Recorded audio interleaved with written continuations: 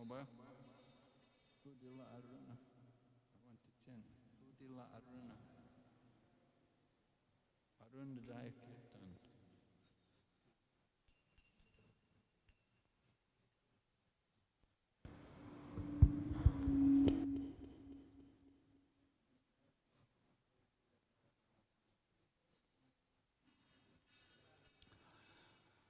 We will sing this morning the Arunadaya Kirtan.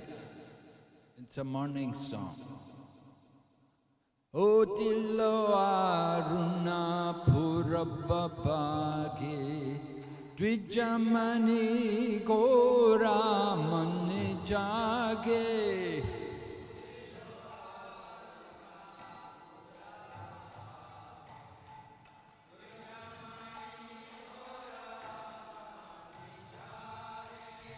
O Dillo Aruna Purabhage Dvijamani Gora Mani Jage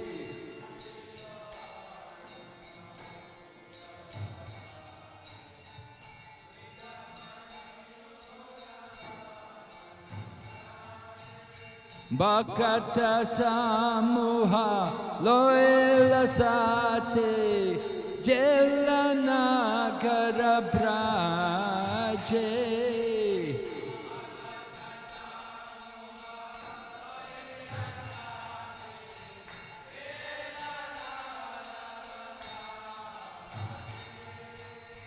Tatai tatai pajalako Gana gana tahe jajeraro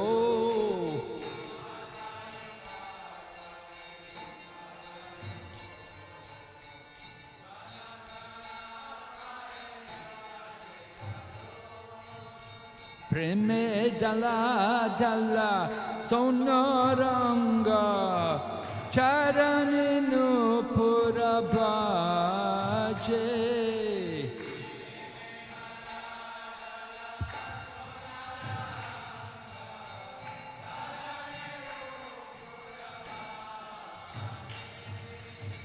Mukunda Madhava Yadava Hari Bolena Bolore Vandana Bore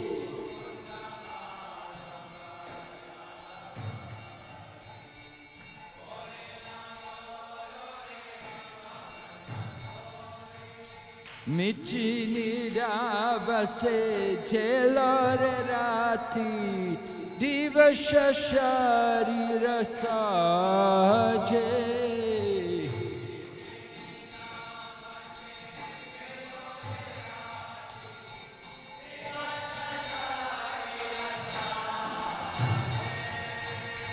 Emana Durlabha Manavadeho Payaki Koro Bhavana Keho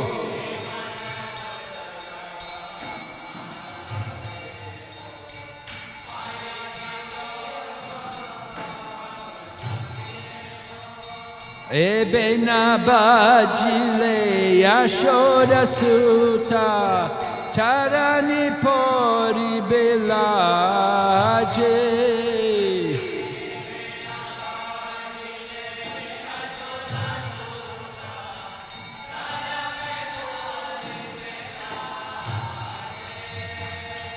Odi tatapana hoile asta Dina jelo bole hoi baby asta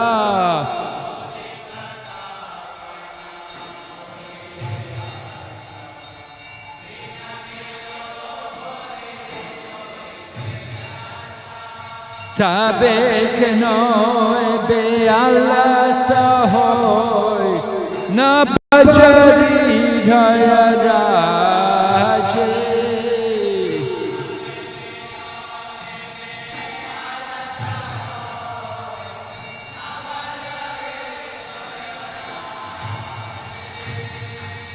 Jivana anitya jana hasan tahe nana vida vipadabar.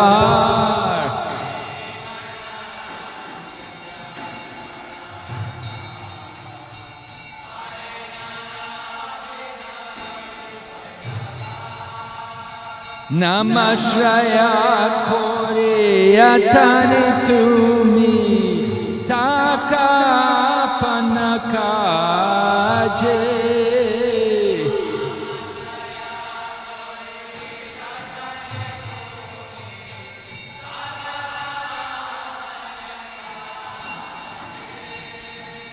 Jivera kalyana sadhanakam Japan tapasaya madhuranam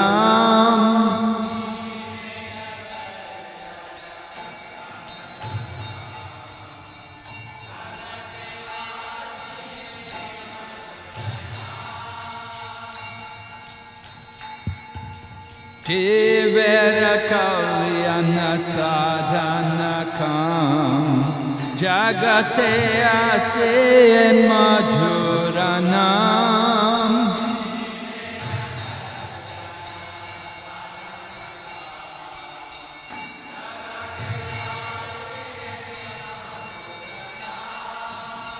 Avidyati miratapana rupe rigogane biraje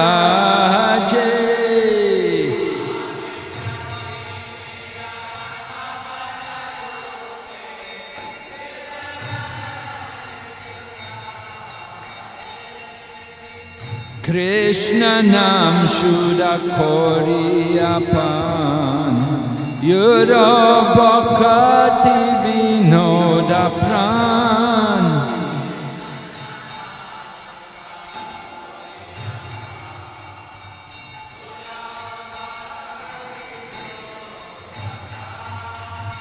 Nama bina kichu nahi koara Choda bhuvana maje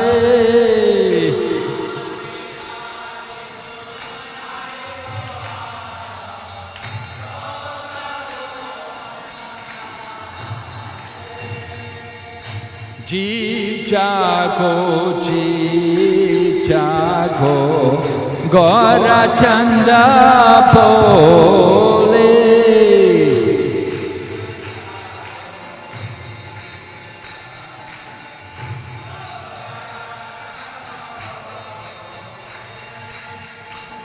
Kotanindra jayo maya Pishachira kole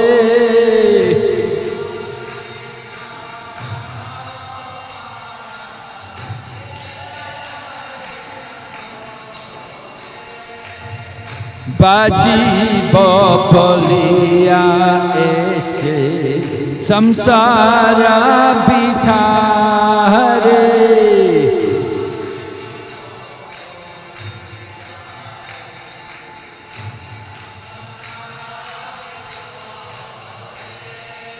Bhuliya rohile tumi avidyara bore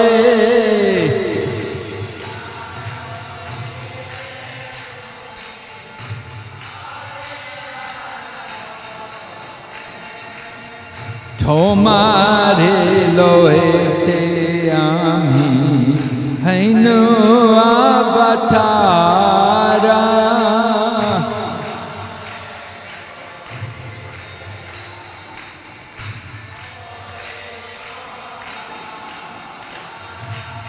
Ami binna bandhu aar ke ache tomara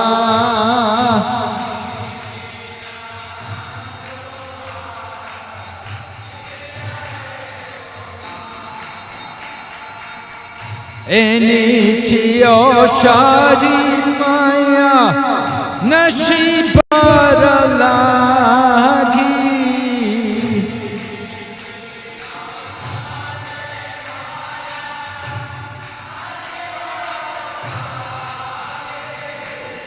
Hare Nama Maha Mantra Lo Tumi Magi.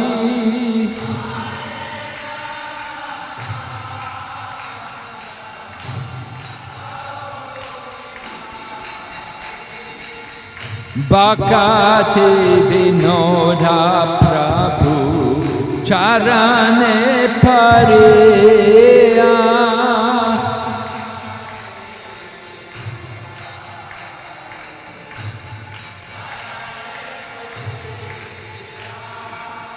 Say Hare Nama Mantra Lelo Magiya.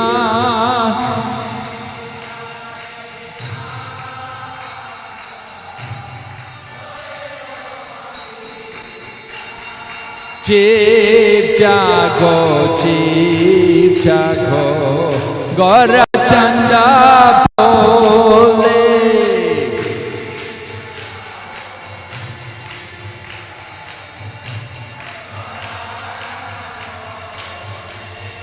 Kota Nidra Jaya Maya Pishachira Kore.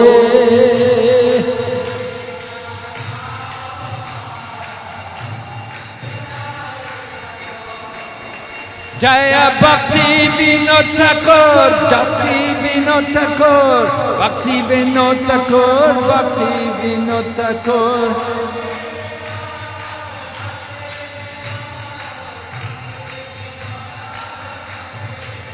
Nittai Gaur Haribo, Haribo, Haribo, Nittai Gaur Haribo.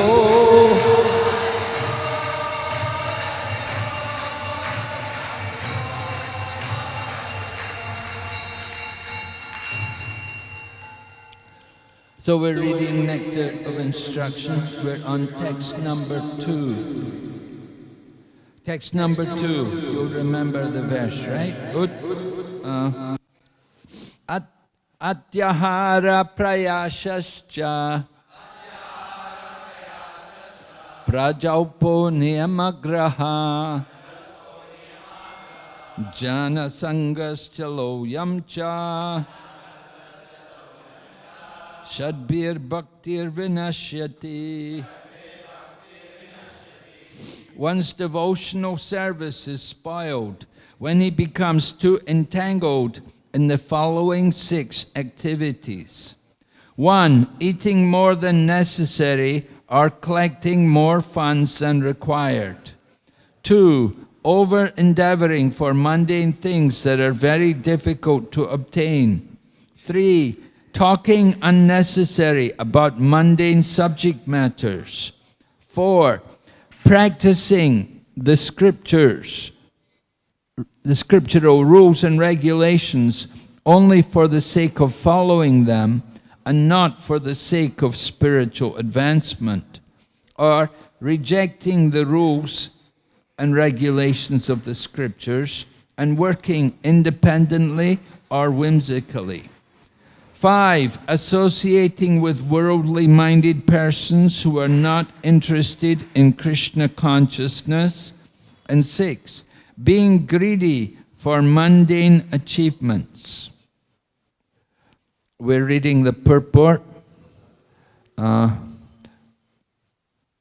One should avoid association with Mayavadis who simply blaspheme devotees. Oh, did we read this? Bhakti kamis, who are influenced in material, who are interested in material happiness. Mukti kamis, who desire liberation or merging into the existence of the formless absolute Brahman. And siddhi kamis, who desire the perfection of mystic yoga practice, are classified as atyaharis. To associate with such persons is not at all desirable. So we spoke about the importance of association that reflect the qualities of the people we associate with. And if we associate with these kind of people mentioned here, who all have material desires of one kind or another, then it will be harmful for our spiritual progress. Just like some people want mystic powers. They desire mystic perfections, to become very light, and some to become very heavy, or prapti-siddhi, to bring something from far away, to make oneself very small. There was a great man, he was named the Great Houdini. The Great Houdini, he had some kind of mystic powers, yoga siddhis. They could lock him in a box, in a big trunk, and somehow he could come out. He had this kind of mystic power. He could make his body so small, he could come out. But one devotee, he said that, what is the value of this kind of yoga power? This has already been achieved by technology. By technology, some yoga power can walk across water, right? So everybody will come and watch, and he rolls up his dhoti and he walks across the water. But for 5 rupees you can cross the water in the boat. So the value of that yoga is 5 rupees.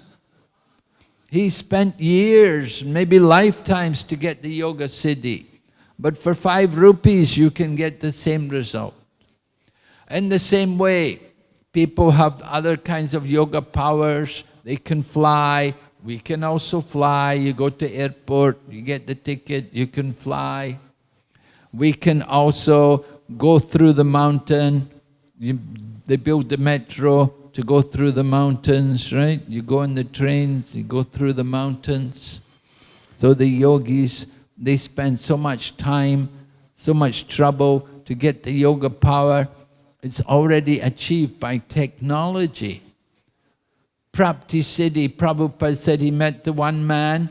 He asked him, what kind of fruit do you like? And Prabhupada said, oh, I like pomegranate.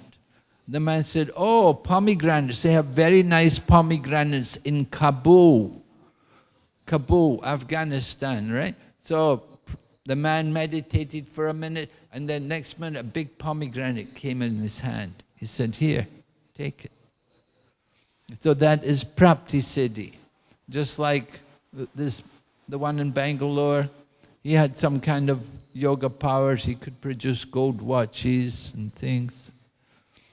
You know, some kind of siddhi. But you can go to the shop and buy gold watches as well, you know. What is the value? Whatever the value of the watch is, that's the value of his yoga. So it's not very wonderful that people can do these things. What is more important, the real yoga power, Prabhupada was often asked, people would ask him, do you have yoga siddhis? Prabhupada said, yes. They said, can we see some of your yoga powers? Prabhupada said, you see all these men? He said, they were all meat eaters before. He said, now they are mad in love of God for Krishna. He said, that is my yoga siddhi. So, a devotee is not interested in some kind of cheap mystic power. If you display that kind of power to produce gold or to heal the sick, then you will attract these kind of people. You can produce gold, you get all the greedy people who want gold, they will become your followers. And if you're sick, if you can heal the sick, then you get so many sick people come to you. They want to be healed. And so, what is the value of that kind of power? You know, people talk about Lord Jesus. The Lord Jesus also told the lame man, get up and walk. And the man got up and walked. So many lame people will come. They will all ask, please help me, I want to walk. But that is not the real purpose of yoga. The real goal of yoga is to connect to the Supreme. So these people, whether they're bhukti kamis mukti kamis or siddhi kamis, they all have some material desire. They're not peaceful. Only the devotee is peaceful because he has no material desire. Bhukti mukti siddhi kami sakale ashanta Krishna bhakti niskam sa esha shanta. Devotee has no material desire. We have desires. Desire for the service of Krishna, not for our own sense gratification. So this is the principle. Desires to expand the mind by perfecting mystic yoga, merging in the existence of Brahman, or attaining whimsical material prosperity are all included within the category of greed. All attempts to acquire such material benefits or so-called spiritual advancement are impediments on the path of Krishna consciousness. We have to understand these things are obstacles, they're impediments on the path of Krishna consciousness. To have material desires are going to take us away from the actual path of pure devotional service. What is the definition of pure devotional service? Yes, right. Anya bilasit, no material desires. No desires for fruitive activity or for liberation. So that is necessary to cultivate the pure devotion. We have to get rid of these kind of desires. Now, what if we have these material desires? How can we remove them? Simply by engaging in devotional service. You simply engage in hearing and chanting, and the material desires all fly away. They all go away. Material desires, because material desires are there because of ignorance. It is simply out of ignorance that we're desiring temporary material pleasures, which are finished with the body. So we want to cultivate the pure desire. Purify the desire. We purify the desire by chanting Hare Krishna. You come in the association of devotees, you chant and dance, and serve Krishna, all the material desires are forgotten. They're left behind. If we fully engage in the Krishna conscious process. Srila Bhaktisiddhanta Saraswati Prabhupada used to give the example about the wedding party. They're going to the wedding, and all the people, they all get in the boat. They get in the boat in the evening, and they tell the boatman, we have to cross the river. Tomorrow morning, auspicious time for the marriage. So we have to be there in the morning for the auspicious time to perform the marriage. So they all get in the boat, and the sun sets, and the boatman is rowing the boat. And when they woke up in the morning, when the sun came up, they saw the boat was in the same place. And they were shocked. What? And they cursed the boatman, this lazy boatman. He must have been sleeping all night. The boatman said, no, I've been rowing the boat the whole night. And they said, well, why are we still in the same place? And then they found out the rope was still attached to the bank. They had not released the rope which was anchoring the boat to the side of the river. So in this way, sometimes people perform devotional service, but they keep the material attachment. They don't let go of their material desires. They hold on. So you may be rowing the boat, but you won't go anywhere because we're holding on. We don't let go of the material. We have to let go of the material. How to let go of the material? Hold on to the spiritual. Hold on to Krishna. Engage in Krishna's service, hearing and chanting and dancing and working for Krishna. And we'll forget all about the Maya. It will all be forgotten about, just simply by engaging in Krishna's service. We will, and we see, we experience it. People come to Krishna consciousness.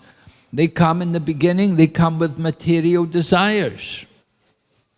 And Krishna says in the Bhagavad Gita, Chatur bhaja bhajantimam jnana sukritino atto jignasur. Right, 4 kinds of people, they come, different reasons. Most people come in distress, especially in the Western countries. People come in distress. They're very distressed usually. They come to Krishna consciousness. But in the course of chanting and serving Krishna, they forget all the distress. We got one young man one morning. We were outside the temple chanting japa, and we met this one young man, came by and he saw us and he was talking to us. And he said, you know, I just had a big argument with my girlfriend and she threw me out. I've nowhere to go. So we said, oh, come and chant with us. You know, you can become a devotee. And we gave him beads and we got him chanting. You know, he was really depressed. His girlfriend had broken with him, lost his girlfriend and everything. But so he came and he was chanting and dancing, becoming a devotee. But then after a week, he said, I think I want to go now. I said, why? He said, I don't feel so much distressed anymore. The stress was over. And so he said, I want to go find another girlfriend. Want to go in more distress, you know. So like that, people sometimes come, they have no money. They come to Krishna consciousness to solve their economic problems. And they're devotees, they're preaching, distributing books. And somebody says, come and work for me, I'll give you a job. And they say, oh, I'll get a job. I had no job, someone's giving me a job. And they give up devotional service to go and work for some materialistic karmi. Right? They think, Krishna solved my problem, give me a job. But somebody else, he's very curious, he has many questions. You get people coming sometimes, they will ask many nice questions. You think, wow, the person's really good, he's got so many nice questions. And then after he doesn't come anymore. And then you met him in the street and said, hey, what happened to you? You're not coming anymore to the temple. He said, yeah, no more questions. And so like that, he was only curious. But if people get knowledge, if they come to the platform of knowledge, then they'll never forget Krishna. They'll never go away from Krishna consciousness. If we get that knowledge, that's very important. That is why every day we have to have these programs, classes, we have to hear. And this is why we have to read the books also. Because if we get that knowledge, then we will never become bewildered again by the material energy. And Krishna says, the one who has knowledge, he is the best of the 4 kinds of people who come. The one who is in knowledge of him, he is the best. He's considered the best. But do we make advancement very quick by knowledge? Do you make advancement quickly by knowledge? No, right? What does Krishna say? Bahunam gyanmanam ante.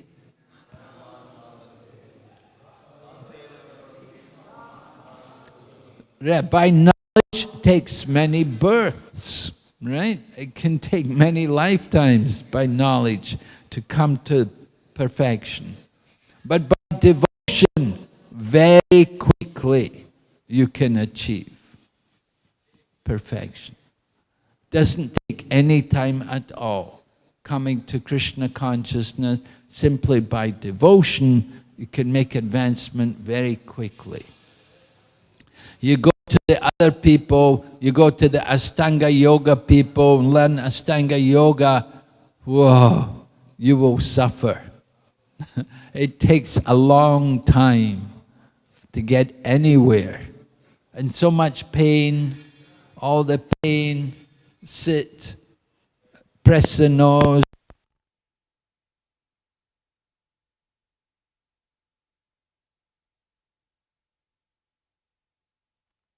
It's all trouble and all very slow to progress. But by devotion, very quickly you can get perfection. Very quick. And people see, sometimes somebody becomes a devotee, before becoming a devotee, they were completely karmi, sinful, so many bad habits. And then they become a devotee and they completely transform. People are amazed that, wow, is this that person, is that him? Totally different. They become devotees, they leave behind all the bad habits and they become completely absorbed in Krishna consciousness. So it doesn't take hardly any time. Krishna consciousness is like the lift, right? You want to go to the top floor, we go in the lift, right? If you walk up the stairs, oh, you get to the third floor, oh, they're serving prasadam. I'll just take prasadam, right? You don't go to the top floor because prasadam's being served. So. And then you go to the next floor and you meet somebody else, you may never get to the top. So like that, so many things to deviate us, to distract us. So we have to be fixed. So Krishna consciousness, to understand the importance of devotion and how devotion is superior to all other processes. Okay, Prabhupada writes, modern warfare waged between capitalists and communists is due to their avoiding the advice of Srila Rupa Goswami regarding atyahara. Modern capitalists accumulate more wealth than necessary, and the communists, envious of their prosperity, want to nationalize all wealth and property. Unfortunately, the communists do not know how to solve the problem of wealth and its distribution. Consequently, when the wealth of the capitalists falls into the hands of the communists, no solution results. Opposed to these two philosophies, the Krishna conscious ideology states that all wealth belongs to Krishna. Thus, unless all wealth comes under the administration of Krishna, there can be no solution to the economic problem of mankind. Nothing can be solved by placing wealth in the hands of the communist or the capitalist. If $100 bill is lying in the street, someone may pick it up and put it in his pocket. Such a man is not honest. Another man may see the money and decide to let it remain there, thinking that he should not touch another's property. Although the second man does not steal the money for his own purpose, he is unaware of the proper use. The third man who sees the $100 bill may pick it up, find the man who lost it, and deliver it to him. This man does not steal the money to spend for himself, nor does he neglect it and let it lay in the street. By taking it and delivering it to the man who has lost it, this man is both honest and wise. So Prabhupada, in Prabhupada's time, of course, there was this friction. There was the worry that there's going to be war between America and Russia, because at that time Russia was pushing the communist philosophy, and of course America is totally against communism. They are very capitalistic. So Prabhupada explains to us that both of these philosophies are hopeless. They don't solve the problem of the world. They don't know how to distribute the wealth. In the capitalist society, they say, you work hard, you make the money, right? But if so many people are working hard, they're not rich. So many people work hard doesn't mean they get money. Capitalist society is all based on doing business. Who is the biggest liar and cheater? He makes the most money. If you're good at lying and cheating, you'll be very successful in business. If you're honest, you'll be a failure. And then the communists, they have the idea that everything belongs to the state. Everything belongs to the nation. So nobody owns any land. Prabhupada went to Russia, and he saw in Russia, one man was sweeping the street and the other man was riding in the car. So they say, the communist philosophy says, all people are equal. So, is it true everyone's equal in the communist countries? One man is sweeping the street and the other man's riding in the car. Are they equal? No, they're not equal. They talk about equality, but there's no equality. It's not true. Bogus. The people, some people make a lot of money, and some people very poor.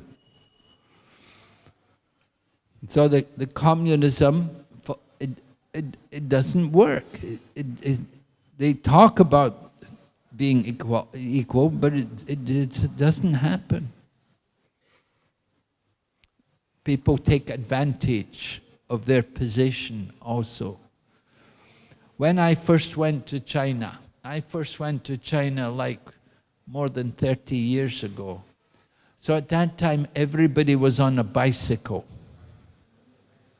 Everyone, you know, you go in the morning and the whole street is covered with bicycles, you know. Everyone was on the bicycle. The manager of the factory also rode a bicycle. The workers also rode a bicycle.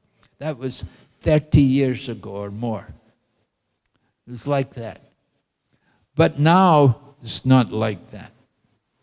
Now you don't see it like that. Now there's so many cars, so many big changes.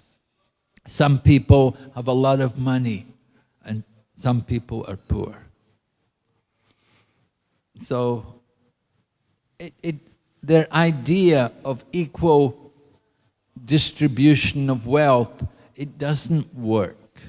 It doesn't happen. Because people are greedy. People want to take advantage. They think, I should have more. And they will do things to get more money for their own self. So Prabhupada gives that nice example. You see the money laying in the street? Devotee will take it, right? The devotee finds $100 in the street, will take it and bring it and put it in the box, right? Give it to Radha Madhava. We know they're the proprietor. All the money belongs to them. So if you find the money, you bring it and put it in the box there. Goes for them. That is proper. That is honest. But if we take it, put it in our own pocket, that is the karmi. And if you leave it there, they say, oh, money, don't touch it. Just like the famous sadhu from Bengal, he had a picture taken, money on the table, and he's going. And people thought, oh, he's a great sadhu. He does not touch money. Is he a great sadhu because he doesn't touch money? Prabhupada said, they can give the money to me, I can count it better than even the bank teller. And I will spend it all for Krishna. So that is that. Prabhupada said, that man who had the picture with the money on the table, he said he didn't touch the money on the table, but below the table he had a lot of money. Underneath the table, all the black money. So, like this, people talk, but they don't act properly. They have their philosophies, they don't live their philosophy. Krishna consciousness, we not only speak, but we also act according to the message. We don't just read the Bhagavad Gita, but we live by the Bhagavad Gita. So we want to tell people like that when we present the Bhagavad Gita, that this is a book to teach you how to live your life properly so you can be happy and satisfied, and how you can achieve success in life. Okay, so Prabhupada continues. Simply transferring wealth from capitalist to communist cannot solve the problem of modern politics. For it has been demonstrated that when a communist gets money, he uses it for his own sense gratification. The wealth of the world actually belongs to Krishna. And every living entity, man and animal, has a birthright to use God's property for his maintenance. When one takes more than his maintenance requires, then he is a capitalist. Or be he a capitalist or a communist, he is a thief. And as such, he is liable to be punished by the laws of nature. Prabhupada was in Mayapur, and he met this one man. He was a life member. So Prabhupada would sometimes talk to them and ask them, what is your business? And then this one man, he told Prabhupada, he said, I have a glass factory, Prabhupada. Prabhupada said, oh, glass factory. He said, how do you make the glass? And the man said, well, you get sand, and you heat the sand up, and melt the sand, it becomes glass, silicone. This will make glass. And Prabhupada said, where do you get the sand from? Who gives you the sand? And the man said, well, we have a quarry, we have a sand mine there. The land is, where the factory is, there's a lot of sand. We use that sand. But Prabhupada said, yes, but whose sand is it? And so then the man understood Prabhupada's point. He said, well, everything belongs to Krishna. And Prabhupada said, oh, you're taking the sand that belongs to Krishna? And Prabhupada turned to one devotee there. There was one devotee, it was actually Swarup Damodar from Manipur. You know Swarup Damodar? He became Swarup Damodar Goswami. So Swarup Damodar, Prabhupada said to him, he said, he's taking the sand that belongs to Krishna. And Swarup Damodar said, he's a thief, Prabhupada. He's taking what belongs to Krishna. He must be a thief. So Prabhupada looked at the man and said, he says you're a thief. And the man said, the man said to Prabhupada, but I also give donations to Krishna. He said to Prabhupada, he said, I also give donations to Krishna.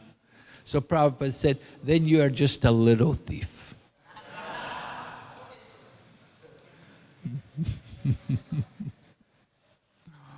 Another time, Prabhupada was on morning walk with the devotees. This was in USA.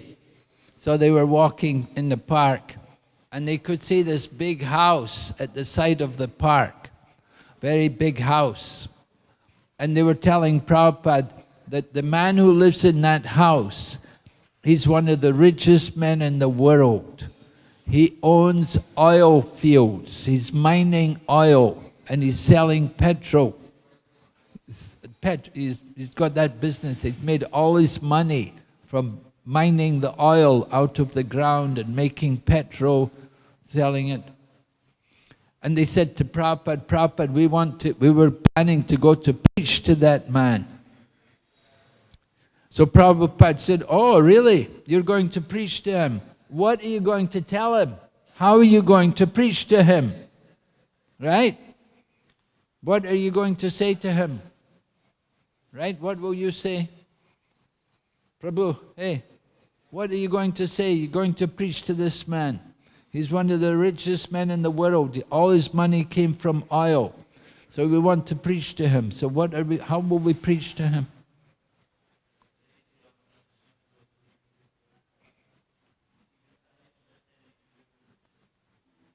Do you think he'll believe you? Different devotees had different ideas how we should preach to him. One devotee said, I'll tell him he's not the body. I said, yeah, you think he'll believe that? You know? And the other devotee said, everything belongs, like Prabhu here said, everything belongs to Krishna. So then Prabhupada said, you should tell him he is a thief. And at the time of death, he will be punished for having stolen everything from all his money. It was all stolen from Krishna. So like that, Prabhupada is saying the same thing here. People are, so many people, they're just thieves. We're stealing what does not belong to us. We take more than is necessary for our own self. Right? You have to take your quota. How do you know what your quota is? How will you know?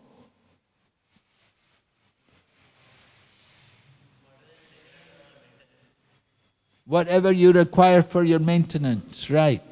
Yes. But people will say, you know, just like I was telling you, average woman must have 30 saris. No, if she only has 2 or 3 saris, you know, then she'll say, you know, I should have 30 saris, not 2 or 3. Is that right? For her maintenance, does she need so many saris? The average woman will say yes. I need. We may say we're men. You will say, oh, I only have 2 doris. I have 3 doris. What's the difference? Why you need 30? So maintenance, how much we need to maintain, just like when it comes to eating, how much do we need to eat and how much do we eat? Sometimes we eat more than necessary. How much do we need to sleep? And how much do we sleep? So what is necessary for our maintenance? Do we actually need all of these things which we have? We have to try to minimize. Of course, we cannot be like, you know, Gorkishore Das Babaji. You cannot be like Raghunath Das, but at the same time we try to be conscious, try to minimize. Don't eat too much, don't eat too little. Don't sleep too much, don't sleep too little. Be regulated. Don't be greedy to acquire more and more things unnecessarily. So Prabhupada says, the wealth of the world should be used for the welfare of all living entities, for that is the plan of Mother Nature. Everyone has the right to live by utilizing the wealth of the Lord. When people learn the art of scientifically utilizing the Lord's property, they will no longer encroach upon one another's rights. Then an ideal society can be formed. The basic principle for such a spiritual society is stated in the first mantra of Sri Ishopanishad. Everyone chant, Etavasyam.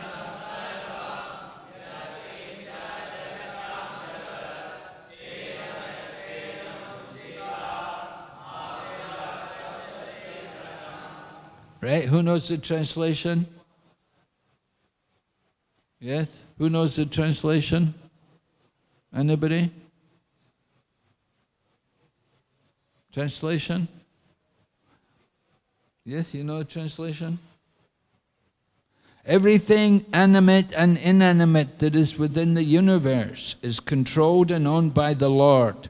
One should therefore accept only those things necessary for himself, which are set aside as his quota, and should not accept other things, knowing well to whom they belong.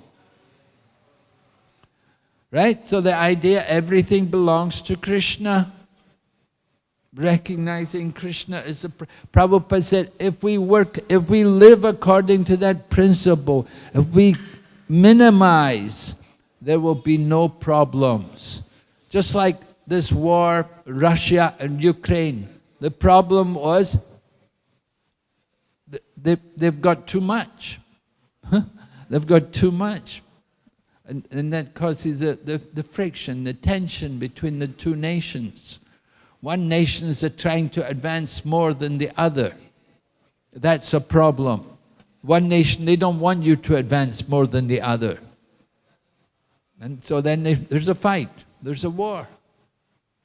One nation's becoming more powerful than the other. There's a war. So when people minimize everything, when you keep it very simple, there's no wars. People will live peacefully and happily. But because they're trying to progress in the name of their material advancement, that's why there's war, why there's conflict, tension. Krishna-conscious devotees know very well that this material world is designated by the complete arrangement of the Lord to fulfill all the necessities of life for all living beings, without their having to encroach upon the life or rights of one another. This complete arrangement affords the proper quota of wealth for everyone according to his real needs, and thus everyone may live peacefully according to the principle, plain living and high thinking. Unfortunately, materialists who have neither faith in the plan of God nor any aspiration for higher spiritual development misuse their God-given intelligence only to augment their material possessions. They devise many systems such as capitalism and materialistic communism to advance their material position. They are not interested in the laws of God or in a higher goal, always anxious to fulfill their unlimited desires for sense gratification. They are conspicuous by their ability to exploit their fellow living beings. Exploitation of others, that goes on all over the world. We exploit each other. We think this world is for my enjoyment, and we will try to take advantage of the other person. Just like I said, you do business, you have to be good at lying and cheating. Prabhupada said the only two classes of people, the cheaters and the cheated. We go shopping, you get cheated. You go out in the world, it's a harsh, cruel world. Actually, it's a struggle for existence and the survival of the fittest. And who is the fittest person? The one who can be the biggest cheater, the biggest rascal. He survives. So everyone is thinking how to improve their economic condition, how to have more material facilities. And this is the problem. This creates a conflict between people. Because there's no center, there's no common center. Just like if you take a handful of pebbles and you throw pebbles into the water, then each pebble will produce ripples. From each pebble, so many ripples will come, and the ripples will all cross over each other. But if you take one stone, one big stone, and throw it, then the ripples all come out from the one point. So Krishna consciousness is like that. There's one center, Ishyavashyam, the Ishyavashya society, with God in the center. So there's no conflict. But if everyone develops their own interest, then that's a problem. So long as we're all focused on Krishna, we have the common center. And everything is nice and in harmony. But if we become selfish, if we're thinking about our own self, what am I getting? Then that's a problem. Just like when Bhaktisiddhanta Saraswati got the new temple at Bag Bazar. I was reading this temple at Bag Bazar was built by one devotee for them. So when they got the new temple, Bhaktisiddhanta Saraswati was disappointed because he heard the devotees arguing with each other. I will have this room. This room will be my room. That room, you can have that room. And like this, they were all planning. They were not planning how we will preach there, but they were just planning how we will live comfortably there.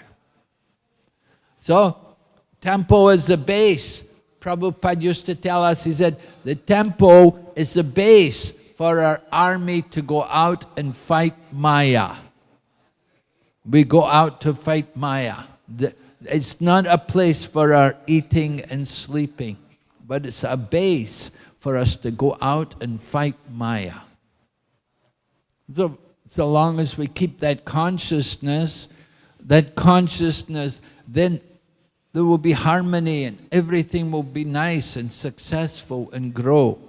But if we deviate from that, and if we become selfish and think about my own, what am I getting, then that will create problems. So we have to always be on guard against that materialistic conception. When human society gives up these elementary faults enumerated by Srila Rupa Goswami, what are these faults? What were these faults enumerated by Rupa Goswami?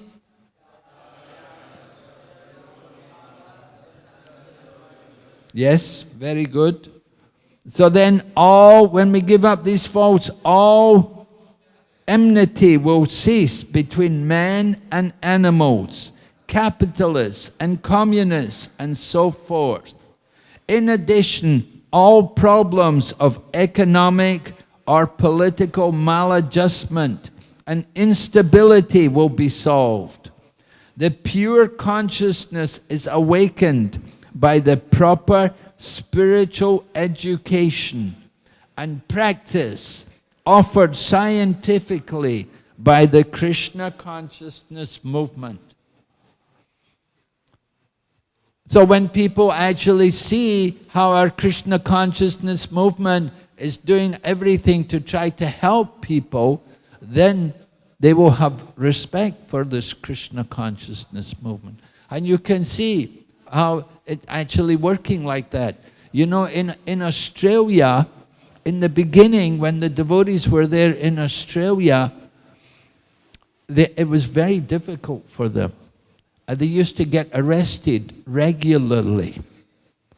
And they would get arrested and taken to court and fined. And Prabhupada said, don't pay the fine. So they didn't pay the fine. They got put in prison for some time, for a week or something like that, you know. But Prabhupada said, don't pay the fine. He said, don't. So when Prabhupada came there, the reporters asked him, he said, your devotees seem to be having a difficult time. And Prabhupada said, well, they haven't crucified us yet. You know, crucifixion. They didn't crucify us. They didn't nail any of us on the cross yet. Anyway, it was like that in the beginning, but gradually, devotees kept preaching. They kept preaching. And they did a lot of nice programs, and they distributed a lot of prasadam. And you know, now in Australia, people all love the devotees. The devotees are, you know, they have nice relationships with everyone. And they respect Krishna consciousness movement because they see we're doing a lot. We have programs for students, special meals for the students, because sometimes the students, you know, they don't get proper food. So they have like whatever left at the Govinda restaurant every day, they have a special supper, student supper. And they can come at night, and for a very small amount, they get supper from the restaurant. So things like that, prasadam distribution, and generally helping out wherever there's a need, and people appreciate Krishna consciousness. So it changes. And similarly in the UK, in London, we used to also get so much harassment. People, you know, the police, for example, they didn't like us to do Harinam, Sankirtan, and often they'd come, they arrest everybody. We all had to go to the police station. But then we found out, you know, gradually, just working with them, we'd tell the police, we're having a procession today, you know, a Harinam Sankirtan. And we'd get official permission to do Sankirtan gradually. And, you know, now the police have very nice relationships with our Krishna consciousness movement.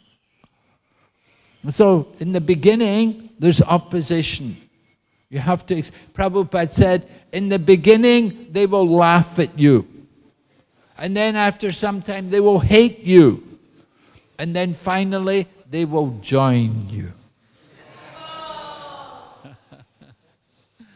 So it gets like that, you know. This is the way the material world works. So the people who are hating us in the future, they will become our supporters. Just one paragraph remaining. This Krishna consciousness movement offers a spiritual community that can bring about a peaceful condition in the world. Every intelligent man should purify his consciousness and rid himself of the above-mentioned 6 hindrances to devotional service by taking wholehearted shelter of this Krishna consciousness movement. So we have these problems. We get entangled in these kind of things. nonsense talking, over collecting, or sometimes too much attached to the rules and regulation. But just absorb ourselves in service, take up some service, become active in hearing and chanting and serving. And gradually all of these obstacles, all of these entanglements will all be removed. Everything will be removed. We just have to absorb ourselves in consciousness of Krishna. Hearing, how to get free of the attachment. You know, I told the story about the Buddhist monk, the Buddhist guy who had a Buddhist master, and he came to his Buddhist master and he asked him, how can I get free of my attachments? So the Buddhist master said, just wait, after some time I will tell you. So after some time, he heard his Buddhist master calling out, help, save me, help, save me, let me go, help. So the man heard his master calling out. He went running and he found his master. He was holding a tree. He was holding a tree. He was shouting, help, let me go, let me go. And the student came to his master and said, Master, what is wrong? He said, I want to let go. I want to get free. And the student said to his master, but you're holding on to the tree. You just have to let go. And so then the master let go and he turned to his student. He said, yes, now do you understand? You want to get free of material attachment. You just have to let go. Buddhists, because Buddhists, the world is nothing. Nothing is real, right? So they let go. They don't see anything, don't hear anything, don't speak anything. That's the Buddhist idea. Our idea is not like that. Our idea is hold on to Krishna, speak about Krishna, see Krishna, and hear about Krishna. We don't just let go of everything. We turn to Krishna and we take full shelter of Krishna, the Krishna conscious process, bhakti yoga. And it solves all the problems. Even somebody, you know, you get sometimes people come, you know, maybe they have a child who has like a Down syndrome, you know, but mentally retarded. You know, they're not normal, and they come to the temple, and just because they're in the temple, although they're not able to do very much because of the mental deficiency, but just because they're there in the temple, in the sanctified atmosphere, that gradually you can see them changing and becoming more peaceful and calm. Initially they're very, you know, emotional, but gradually they just settle down and they just understand. They're happy. So this Krishna consciousness process can help everyone in every situation. It's the solution to all the problems. Prabhupada went to Bombay in 1977 and they arranged a Pandal program, and the title was, There is no scarcity in the world except Krishna consciousness. And Prabhupada spoke about how Krishna consciousness is the one thing which can save the world from going to hell. And so we can see the situation, how the world is not in a very pleasant situation. There's so much tension between one nation and another. Even in one nation, you get tension. One community wants to get independence from the other, like that. You get these problems. Everyone's thinking, I'm the body. They're identifying with the body. They have not come to the proper consciousness to understand their actual spiritual position. So we have to try to give this Krishna consciousness. It's the greatest gift for humanity. Are there any questions? Yes, Prabhu. Hare Krishna Maharaj. Like who are initiated devotees, actually they sending their children to abroads for job or for earning some money. So why like that? Why it's happening? Their children abroad. Initiated devotees also, even they know everything. So again they sending their kids. They are not engaging their kids into Krishna consciousness full time. Why not like that? Well, I'm trying. I'm preaching to them. I'm telling them why you send them there. Send them there to become bigger animal. This is their stupidity. You know, they're devotee to some extent. But when it comes to the children, oh no, they have to get education, they have to go there. No. They want, you know, the child wants, they want to go to college, they want this education. I've told them that, you know, that it's stupid, especially, I was just telling one man, he had daughters, and I said, you send your daughter there, she's going to get married. I said, what's the point? Why you waste so much money? You send her all the way there to study there for so many years, and she's going to get married, and she's not going to work, not going to practice. Just, why you bother? No, she wants it. She wants it. She has to. You know. They want so many things. Children want so many. You're the father. You're supposed to tell them. You're supposed to arrange for them. Anyway, we try to preach to these people. It's not easy though to be a parent either. The problem, you know, being a parent, to bring your children up to be devotees is one of the most difficult things. It's very, very difficult to get your children to want to be devotees. Especially if you put them in government schools and so on. They go through government school, so they have a lot of association with non-devotees. So they get influenced in that way. But if you put them in the devotee school, then it's a little bit.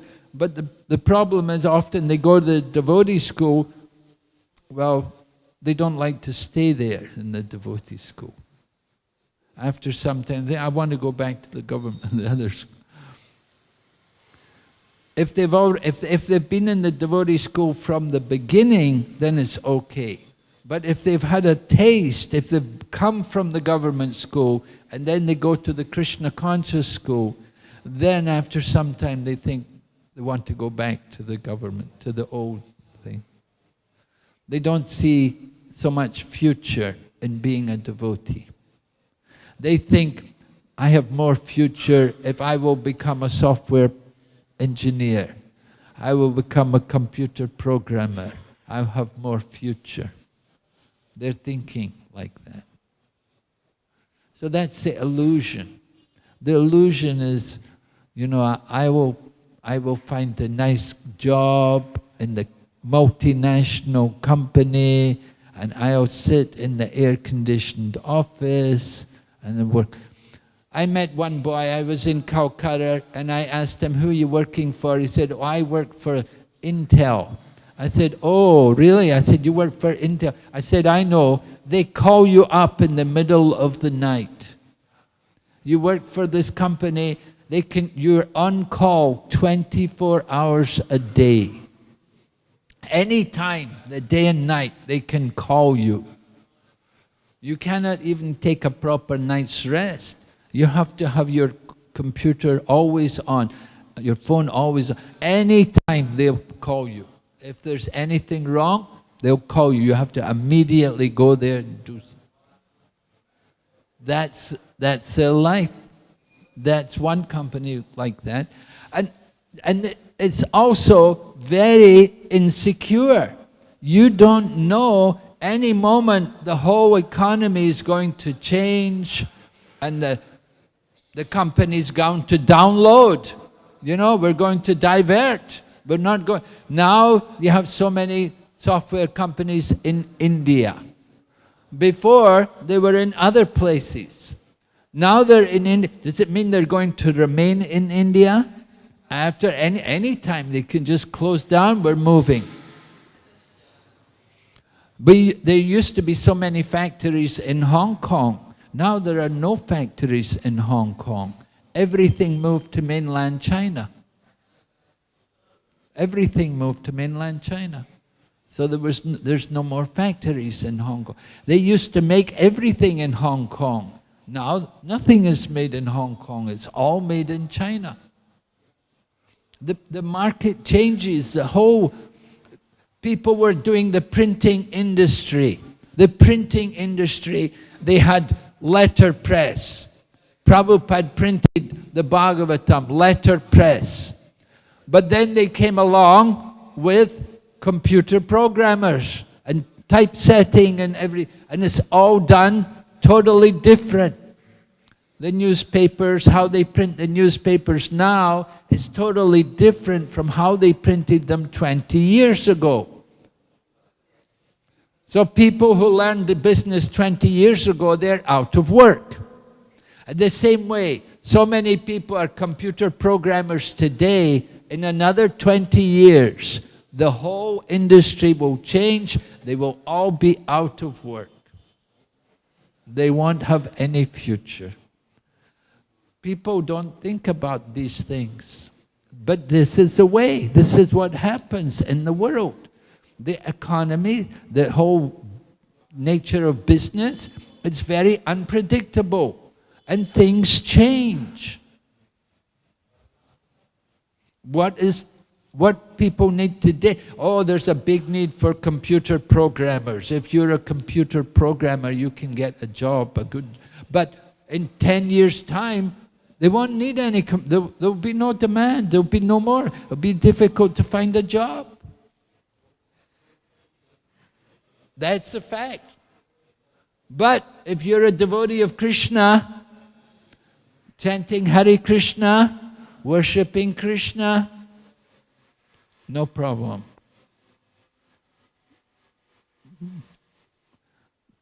So we have the best occupation.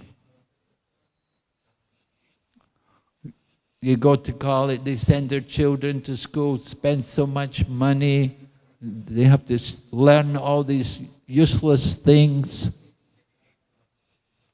I studied at university, I know everything I learned is useless. It's all out of date, practically.